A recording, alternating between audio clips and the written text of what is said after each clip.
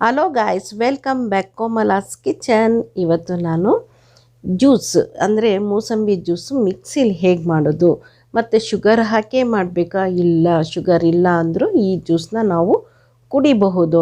ಹಾಗಾಗಿ ನಾನು ಇವತ್ತು ಮಿಕ್ಸಿ ಜಾರ್ನಲ್ಲಿ ಮೂಸಂಬಿ ಜ್ಯೂಸನ್ನ ಮಾಡುವ ವಿಧಾನ ತೋರಿಸ್ತಾ ಇದ್ದೀನಿ ಸ್ನೇಹಿತರೆ. ತುಂಬ ಜನ ಅಯ್ಯೋ ಸಕ್ಕರೆ ಹಾಕ್ಕೊಂಡು ಕುಡಿಯೋದು ಅಂದರೆ ಅದು ಸರಿ ಅನಿಸಲ್ಲ, ಅದಕ್ಕೋಸ್ಕರ ನಮಗೆ ಬೇರೆ ಥರ ಹೇಳಿ ಅಂತ ಕೆಲವು ಕಮೆಂಟ್ಸಲ್ಲಿ ಕೇಳಿದ್ದೀನಿ.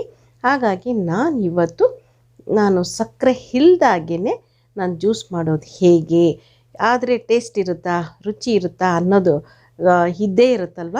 ಇದನ್ನು ಮಾಡಿ ನೋಡಿ, ರುಚಿ ಖಂಡಿತವಾಗ್ಲೂ ಇರುತ್ತೆ, ಆರೋಗ್ಯಕ್ಕೂ ತುಂಬಾ ಒಳ್ಳೆಯದು. ನಾನು ರುಬ್ಬಿ ಹಾಕಿ ಆಯಿತು. ರುಬ್ಬಿದ ನಂತರ ಇವಾಗ ನಾನು ಸೋಸ್ಕೊಳ್ತಾ ಇದ್ದೀನಿ. ಬೀಜ ಎಲ್ಲ ತೆಗೆದ್ರೆ ಚೆನ್ನಾಗಿರುತ್ತೆ, ಬೀಜ ಸಮೇತ ರುಬ್ಬಿ ಬಿಟ್ಟರೆ ಅದು ಕಹಿ ಅನಿಸ್ಬಿಡುತ್ತೆ ಸ್ನೇಹಿತರೆ. ಹಾಗಾಗಿ ನಾನು ಬೀಜ ತೆಗೆದು ರುಬ್ಬಿದ್ದೆ. ತರಿ ಇರೋ ಕಾರಣಕ್ಕೋಸ್ಕರ ನಾನು ಸೋಸ್ತಾ ಇದ್ದೀನಿ ಸ್ನೇಹಿತರೆ. ಈ ರೀತಿ ಚೆನ್ನಾಗಿ ಸೋಸಿ ನಾವು ಜ್ಯೂಸನ್ನ ಹೀಗೆ ತೊಗೊಂಡಾಯಿತು. ಇದಕ್ಕೆ ನಾನು ನೋಡಿ 1 ಕಪ್ಪಿಗೆ ಹಾಕ್ಕೊಳ್ತಾ ಇದ್ದೀನಿ. ನನಗೆ ಇದು 1 ಕಪ್ಪಷ್ಟು ನಾನು ಮಾಡ್ಕೊಂಡಿದ್ದೀನಿ. ಯಾಕಂದರೆ ನಿಮಗೆ ಸಿಹಿಯಲ್ಲಿ ಬರೀ ಜ್ಯೂಸ್ ಅಂದರೆ ಸಾಕು, ಸಕ್ಕರೆ ಇರೋವಂಥದ್ದು ಬೆಲ್ಲ ಹಾಕೊಂಬಿಟ್ರೆ ಆಯಿತು, ಆ ಥರ ಅಲ್ಲ. ಈ ರೀತಿಯೂ ನೀವು ಜ್ಯೂಸ್ ಮಾಡಿ ಕುಡಿಬಹುದು ಅಂತ ನಾನು ಇವತ್ತು ಈ ಜ್ಯೂಸನ್ನ ತೋರಿಸ್ತಾ ಇದ್ದೀನಿ.